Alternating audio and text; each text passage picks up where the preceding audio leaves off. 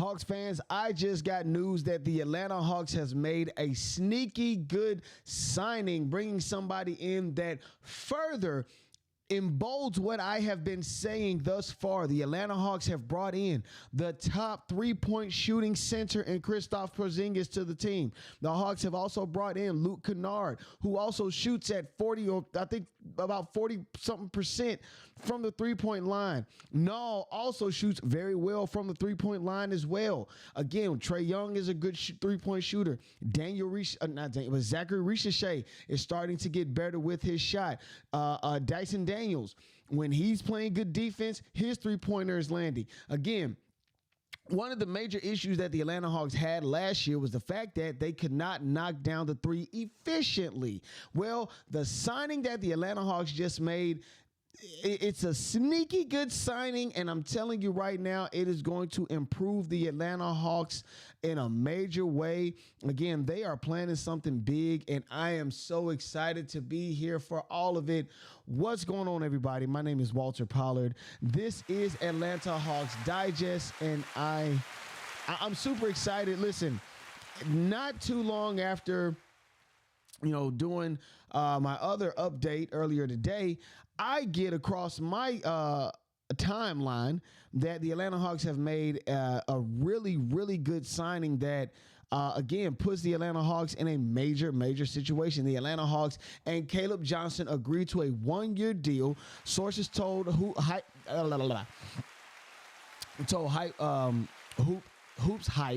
that the 22-year-old 50. Okay, so the 22-year-old shot 50.7% from the three-point range.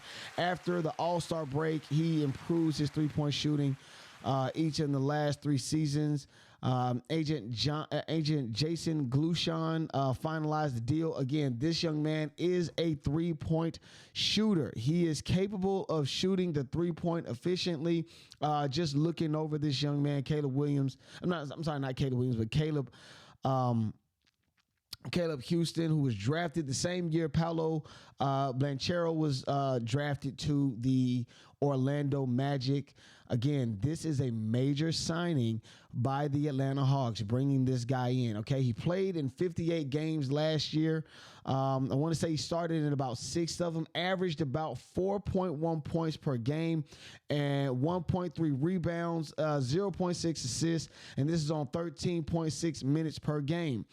Do not, and I mind you, do not get shaken by those statistics.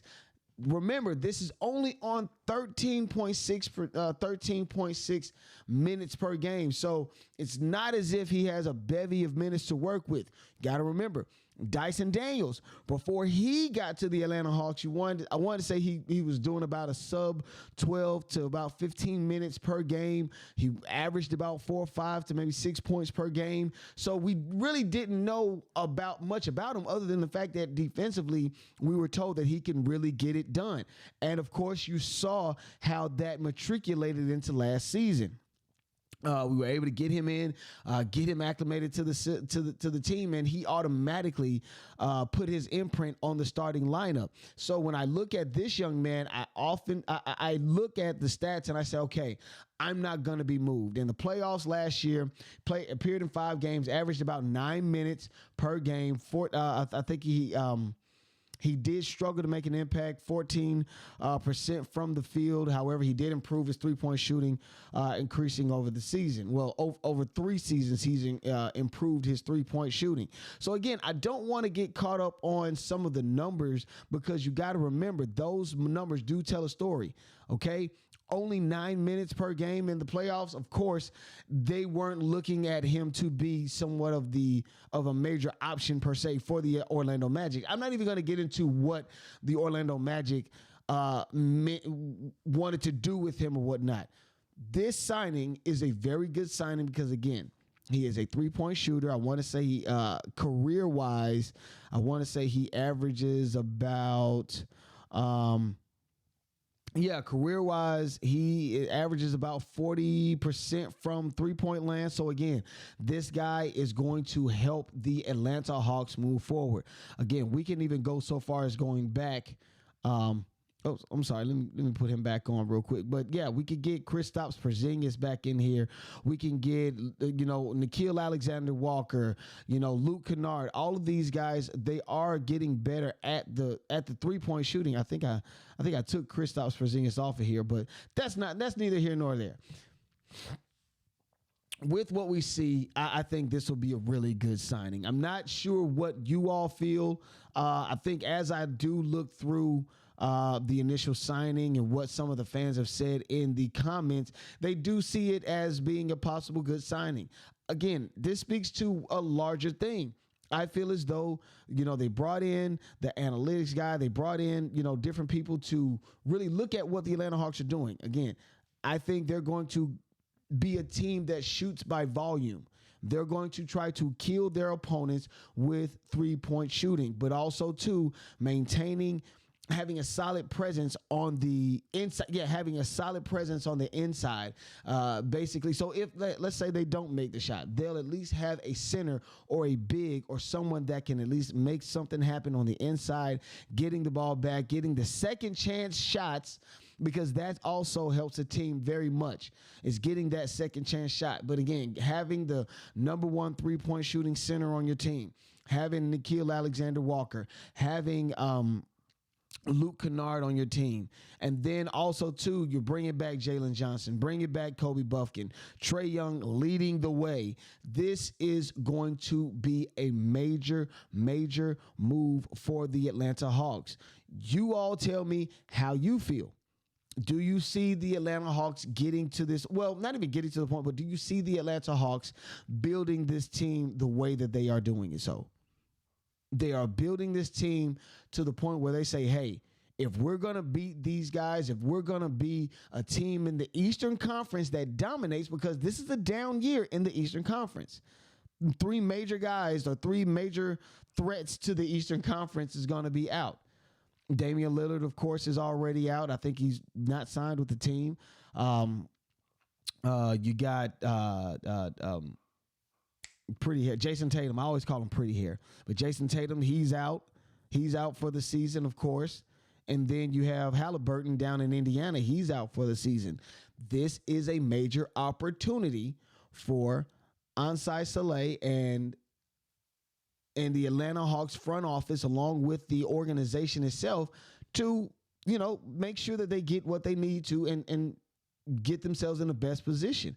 Again, going back to what Trae Young did earlier last week, when he basically not took a stand, but he basically told everyone what he feels as far as this is where his team is. Though he is a part of Jordan Brand, yes, he could have been a part of this event in Greece. You dig what I'm saying? He could have been there with all of those guys. No one would have thought anything otherwise. Wouldn't have thought of him as a bad guy or abandoning his team. By no means would we have thought that. But he coming to the summer league, sitting there watching those guys play and cheering his team on and being a presence for the team, for his teammates, that says a lot going into the season. And not only just that, but again, these guys have been playing very well in the summer league. They're 3-0 right now. Tonight they will have a game. I'm not sure who that is against, but nonetheless, they do have a game tonight in the summer league, and I'm pretty excited to see if they can keep it going, if they can find a way to keep it moving. Asa Newell is definitely showing himself to be possibly a good selection by the Atlanta Hawks, hoping that this can turn out to be something. Again, Chris Tipmore has said that Jacob Toppin is possibly going to be the better Toppin in the NBA if we, of course, stick with him and see what can mature from that. And we have so many other different positives to stand on when we talk about the Atlanta Hawks. This obviously, honestly, in my lifetime, this is the best that the Atlanta Hawks have been going into a season. I said it. This is the best that I have seen the Atlanta Hawks going into a season. And again, adding this guy to the mix, he's a good 3-point shooter. Despite the statistics that I did read out to you, he hasn't had a lot of minutes. I don't believe he's been in the league more than 5 years. So this is a good chance for the Hawks to get this young man, develop him under our system, get him acclimated to what the Atlanta Hawks do and are planning to do in the near future. And we can see what we can do, man. And hopefully next year, again, the Hawks could possibly be top 4, top 5 in the Eastern Conference, arguably in the NBA. But what say you? What say you? You guys let me know in the comments if you feel as though this is a good signing, if this is a good acquisition by the Atlanta Hawks.